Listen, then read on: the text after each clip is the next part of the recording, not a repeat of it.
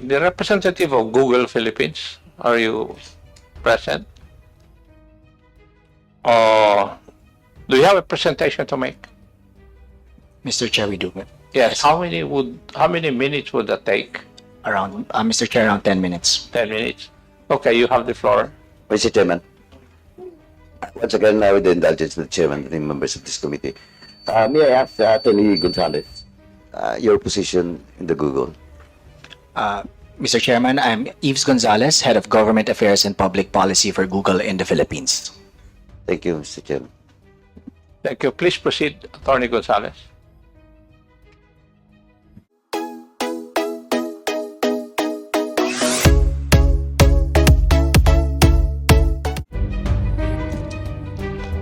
Mr. Chairman, good morning. So once again, I'm Yves Gonzalez, Head of Government Affairs and Public Policy for Google in the Philippines. It's an honor to be able to share with you today how YouTube combats the spread of misinformation on the platform using our 4 R's responsibility framework. This is something that we consider core to our responsibility work.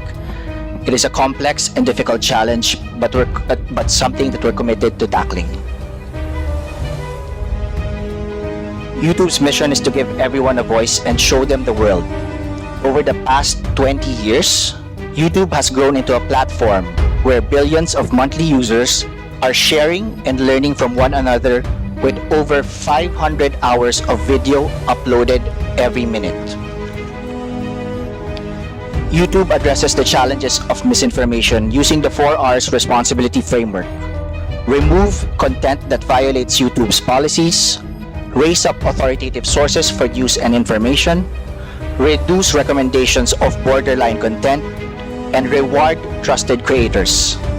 By employing this framework, YouTube seeks to balance its commitments to preserving an open internet and being a positive contributor to a safe, healthy, and well-informed society. Certain types of misleading or deceptive content with serious risk of egregious harm are not allowed on YouTube and are removed.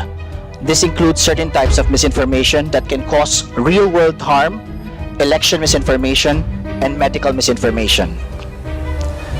General misinformation includes certain types of technically manipulated content that can cause real-world harm, such as content that has been technically manipulated or doctored in a way that misleads users and may pose a serious risk of egregious harm, for example, deepfakes. Misattributed content that may pose a serious risk of egregious harm by falsely claiming that footage from a past event is from a current one, which experts on this committee have previously referred to as malinformation. We also prohibit certain types of content that may negatively impact free and fair democratic elections. This can include content that could materially discourage voting, content that advances false claims related to the technical eligibility requirements for current political candidates, and incitement to interfere with democratic processes. YouTube also doesn't allow content that poses a serious risk of harm by spreading medical misinformation that contradicts local health authorities or the World Health Organization's guidance.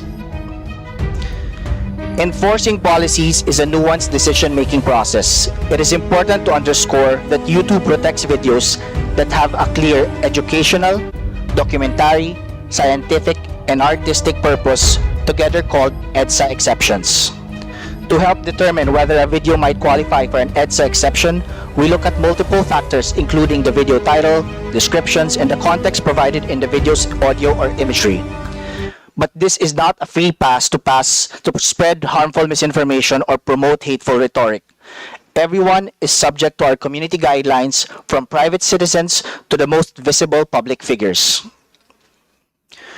We release a quarterly community guidelines enforcement report, which gives insights into the volume of flags and actions we take on content that violates our policies and the impact that technology has in aiding that enforcement.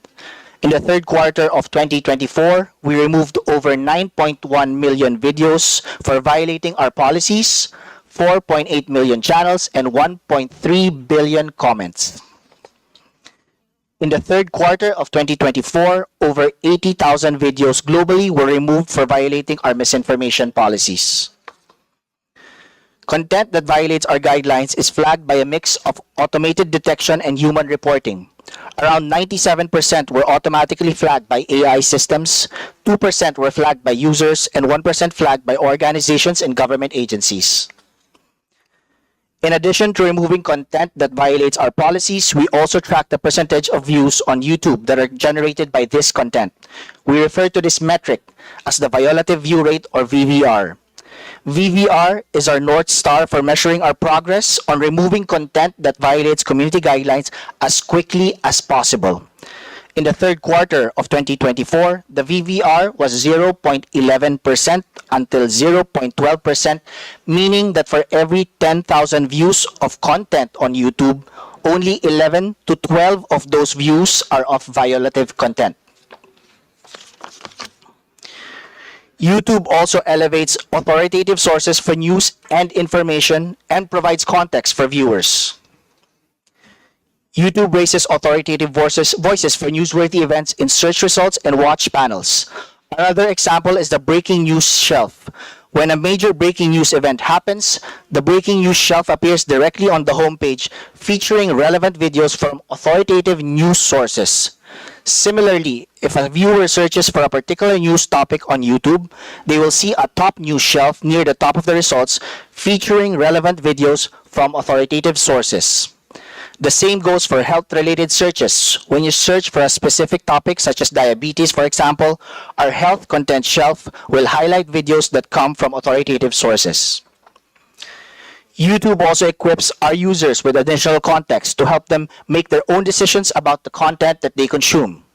To do this, YouTube highlights text-based information about certain events, topics, and publishers from third-party sources using information panels across YouTube.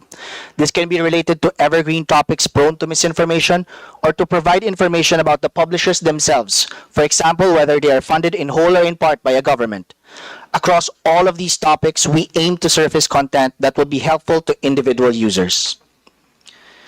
YouTube now also requires creators to disclose to viewers when realistic content a viewer could easily mistake for a real person, place, scene, or event is made with altered or synthetic media, including generative AI. Labels that reflect this disclosure will then appear.